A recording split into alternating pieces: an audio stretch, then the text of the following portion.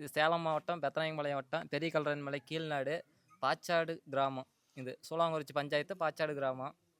பாச்சாடு கிராமத்துக்கு என்னென்ன தேவைகள் தேவை அப்படின்னு ஃபர்ஸ்ட் நீங்க தேவைன்னா இப்போ பேருந்து வசதி இல்லாமல் இருந்தது.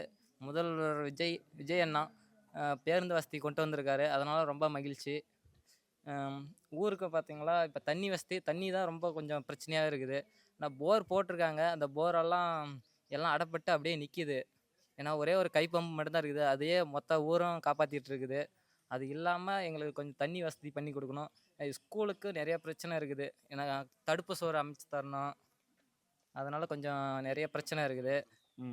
தடுப்பு சுவர் பார்த்தீங்களா ஒரு கிட்டத்தட்ட இந்த ஊரில் மேடு பள்ளமாக இருக்குது. அதனால் மழை வந்துச்சுன்னா நிறையா தண்ணி வந்துச்சுன்னா தண்ணி உள்ளே போய் இந்த பள்ளமெல்லாம் அடிச்சுட்டு போயிடுது. அடித்து எல்லாம் வீட்டில் போய் தள்ளிடுது.